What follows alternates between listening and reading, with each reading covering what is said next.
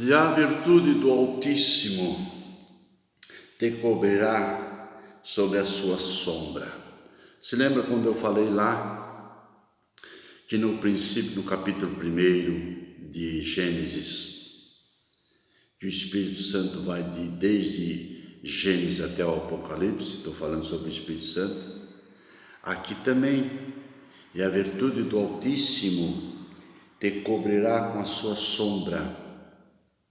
Eu expliquei lá em Gênesis 1:1, vou repetir, no princípio Deus criou os céus e a terra era sem forma e vazia, e havia trevas sobre a face do abismo, e Deus disse: haja luz, e houve luz, entende? A terra era virgem, a terra era um caos, a terra não existia vida, a terra não existia, entende? Mas o Espírito de Deus pairava sobre a face do abismo. Eu dei o exemplo de uma galinha que chocava: haja luz e houve luz. Maria está simbolizando a terra virgem, não tinha contato com ninguém, mas o Espírito Santo vem sobre Maria, um invólucro, uma terra, e o Espírito Santo desce sobre a terra e diz: haja luz, e houve luz. Tu vai engravidar, tu vai ganhar a luz, e esse luz, essa luz é Jesus. A sombra do Altíssimo te cobrirá. A galinha que chocava a terra, a palavra pairava, quer dizer, chocava. Vê o sentido teológico, irmão José. Quando eu falo lá atrás alguma coisa, porque tem alguma coisa lá na frente. Quando o Espírito Santo fala alguma coisa aqui, porque tem alguma coisa lá. Quando o Espírito Santo te prende nessa doutrina, porque tem alguma coisa contigo lá na frente, irmão José. Creia nisso em nome de Jesus. Estou profetizando a sua vida. O Espírito Santo faz isso. Maria fica toda doidinha. A terra era sem forma e vazia. Eu não tenho conhecimento com varão.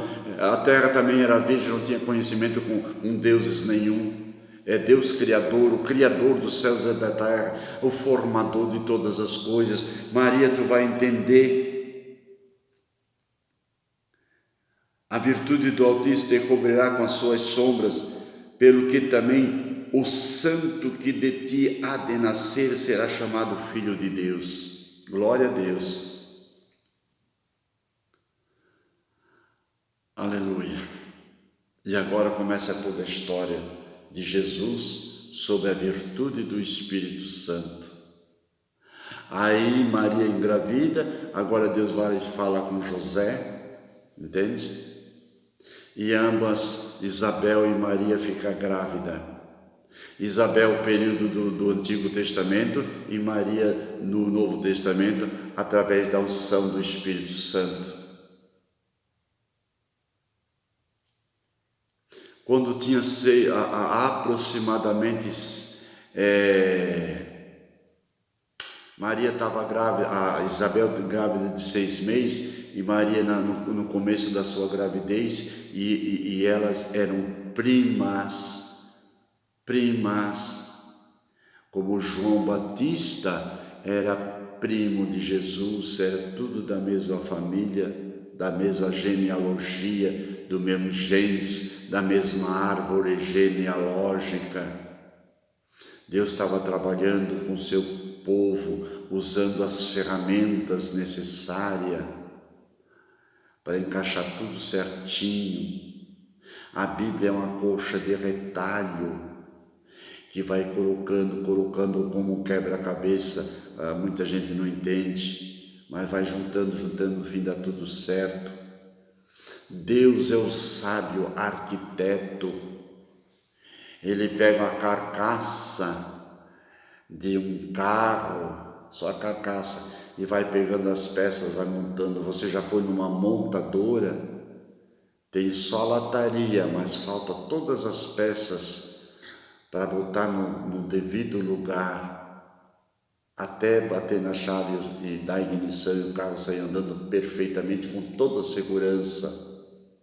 Agora Deus é o sábio arquiteto que formou a empresa da Volkswagen, da Ferrari, da Fiat, da Ford, seja lá de que for, mas ele tem o projeto do carro nas suas mãos e ele tem as peças.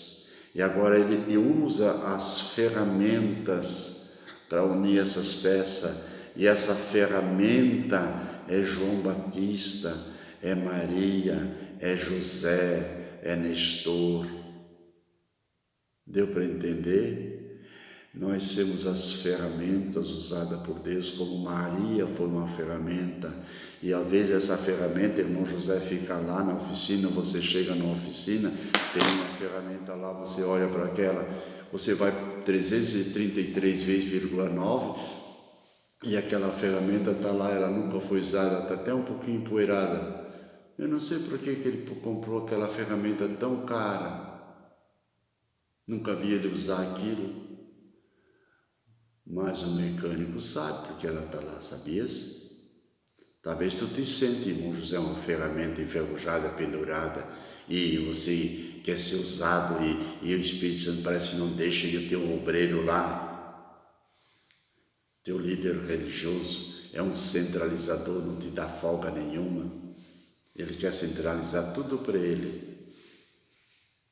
É eu que faço, eu que mando, eu que determino.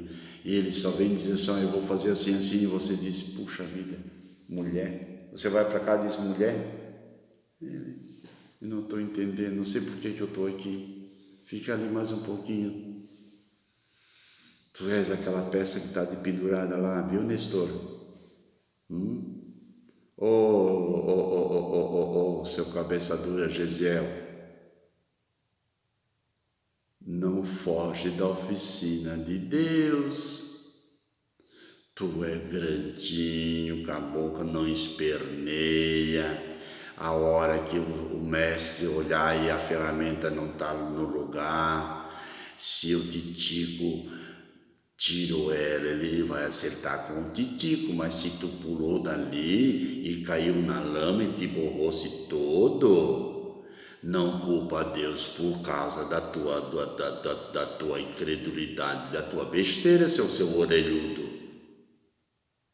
Não culpa Deus que as coisas não dão certo contigo, te fica penduradinho na oficina de Deus, tu sabe que Deus tem um projeto na tua vida, seu cara pálida. E tantos Gesiel que existe por aí que já pulou, e que Deus vai dar a oportunidade de ouvir as minhas palavras, que eu estou profetizando agora em nome de Jesus. E o mecânico olha para... Agora ele preparou o carro e vai pegar aquela ferramenta lá. Ele botou tudo certo, mas precisa um detalhe. O carro tem que estar no ponto para ele dar a ignição, senão ele só tem... não pega. Eu tinha um Fusca que eu botava o nome dele de Racide. Aí ele pegava, né, fazia Abraão, e eu ia pisando no acelerador e engatava a marcha, né, e aí Abraão,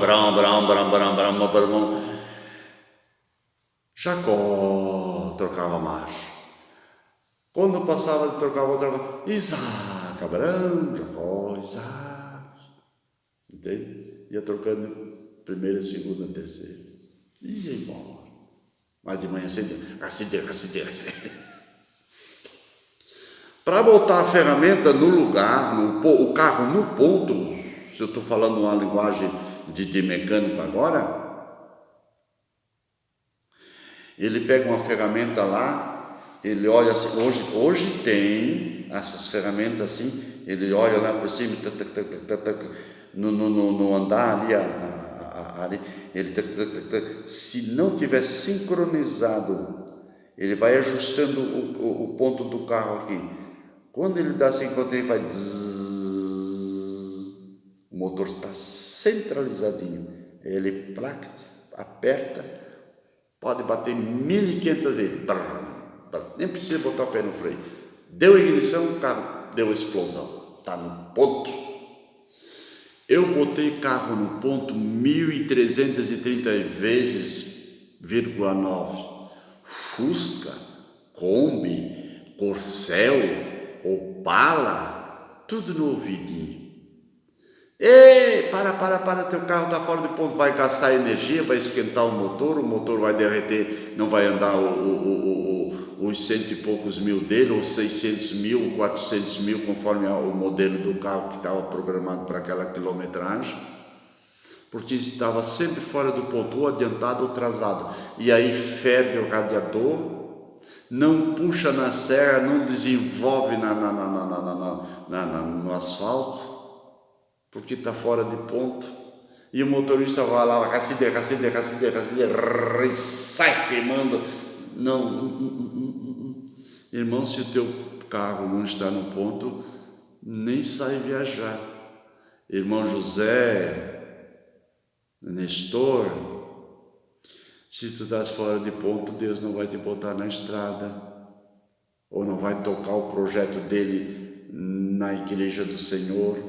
Você é a ferramenta que está lá e Deus vai botar, ou vai usar você no momento certo, na hora certa. Amém? Entendeu? Por nós conversemos.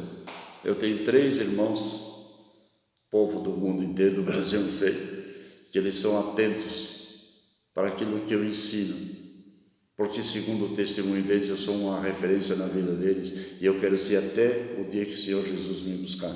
Vamos continuar agora. O Espírito Santo preparando a transição do Pai, Jesus e o Espírito Santo. Jesus trabalha 3 anos e meio, mas ele já teve 33 anos e meio, não vou entrar na questão do detalhe, desse detalhe. Ele vai para o céu, e o Espírito Santo, já falei na live passada, em 14 e 16 de João, que o Espírito Santo desce, porque Jesus subiu. E agora nós temos na era da graça, ou no período em que o Espírito Santo está preparando a noiva, como Eliezer preparou a Rebeca para levar perante Isaac. Já falei isso no passado, não vou explicar de novo. E agora lá nos céus, o Espírito Santo apresenta a noiva pura, santa e imaculada, como Eliezer preparou Rebeca para seu pai Abraão entregar seu filho a Isaac.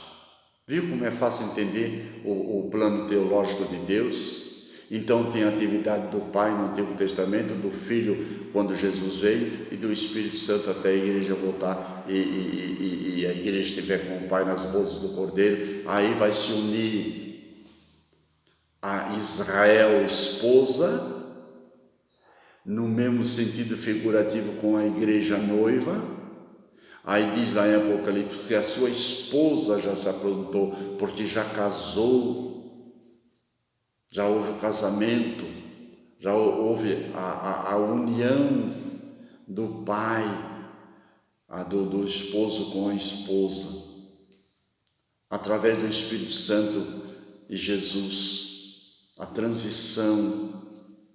E agora nós podemos falar sobre o Espírito Santo na nossa era, na era da graça, do abrir de Deus, esse período que começa desde o nascimento virginal de Maria, quando Jesus foi apresentado no templo pelo sacerdote Simeão.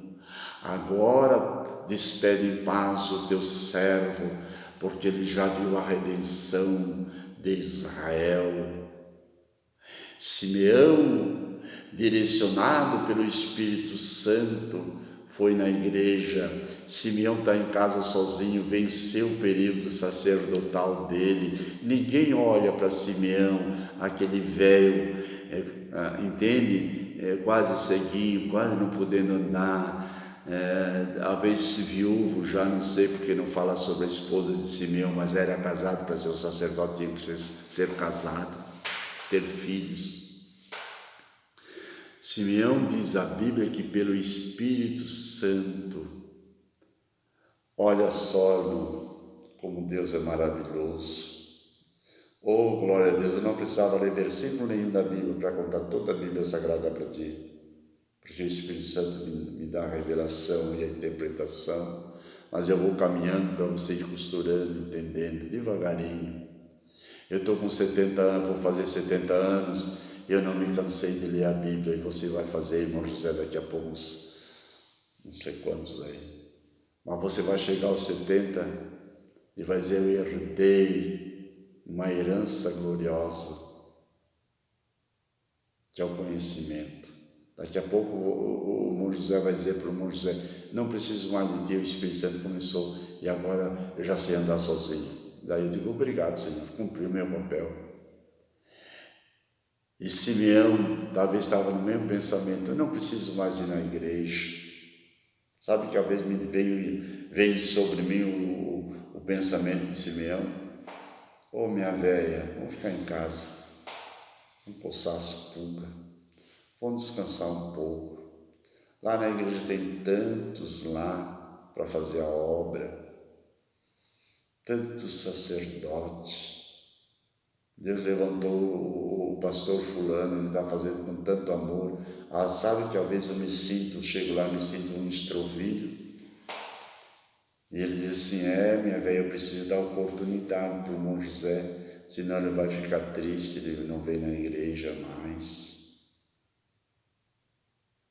E às vezes ele vai lá em cima, faz um monte de batatada, eu digo, meu Deus, o que eu estou fazendo? Mas claro, ele é o pastor presidente, às vezes ele vai falar uma coisa, mas a cabeça dele está cheia de preocupação e vomita toda aquela preocupação no colo dos coitados irmãos que estão na igreja. Os irmãos pensam, o que eu vim fazer aqui para ouvir as lamúrias do pastor presidente? E eu digo, coitado. Aí eu me sinto um Simeão, disse, o que eu vou fazer na igreja?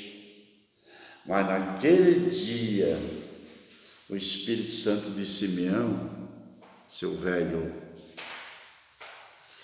vai na igreja. E Simeão foi na igreja, movido pelo Espírito Santo. E quando chegou lá no altar, com certeza ele estava olhando assim os outros sacerdotes fazendo sacrifício. Entende? Como João Batista também. Já vou voltar no João Batista de novo. Aí entra lá na porta do templo um casalzinho, trazendo uma criança no colo, ela toda envergonhada, porque ela sabe que ela era virgem. José também sabe, com medo de que um chantapiante de Maniabiche lá, olha eles, esses aí não são dignos de entrar dentro da igreja porque fizeram fique legal. Em outras palavras, comeram o lanche antes do recreio, tira para fora, vão apedrejar os dois, porque nós não acreditamos no nascimento virginal. Esse é irmão desse, um não vê o outro. E entra José e Maria todo envergonhado para se apresentar perante o sacerdote. Será que o sacerdote é um homem de Deus? Será que ele não era como Eli no passado, que mandou Ana, vai para casa curar o teu povo, sua embriagada? E ela disse, não, meus, eu não sou embriagada, eu sou a mulher atribulada de espírito, angustiada. E o sacerdote diz, então vai, cai fora daqui, que Deus conceda o desejo do teu coração. O sacerdote não entendeu. Maria e José talvez pensavam, será que aquele ali que está ali não é um sacerdote nem que vai me mandar para casa? Irmãos, quando nós vamos na igreja de coração, o Espírito Santo sempre está lá. Ou usa um ou usa outro. Na última vez que eu fui na igreja, Deus disse, eu pensei lá no banco, o que eu estou fazendo aqui? Ele está todo atrapalhado, está caindo em cima dos pés. Estou confessando isso agora em nome de Jesus. Porque o pastor estava preocupado pelo número de crentes que tinha na igreja e o que tinha que fazer isso e aquilo, e ele usou uma palavra e aquela coisa não entrou e não encaixou, e quando ele viu que não encaixou, ele pulou para outra palavra, que não tinha nada a ver com aquilo, e agora Deus tomou ele, e agora Deus disse, agora é tua vez, José, Simeão, complementa aquilo que ele não conseguiu, porque a obra é minha, a igreja é minha, eu tenho que entregar o recado para alguém que entrou aqui essa noite, ferido e machucado, desconfiado, olhando pelos lados, e dizer, será que eles não conhecem o meu passado? Será que eles não têm pedra nas mãos? Aleluia, e Deus me deu uma mensagem para entregar para as duas irmãs. Se vocês não precisam se apresentar, porque vocês sabem que Deus está falando com vocês, nem vim à frente, não, curva a tua cabeça e vai para casa em paz, porque o Senhor é contigo. Glória a Deus. E Deus operou, e Deus falou, e o pastor comentou com sua esposa, glória a Deus, a obra de Deus, a obra do Espírito Santo, Deus ainda fala no nosso meio, aleluia, Jesus, obrigado, Senhor.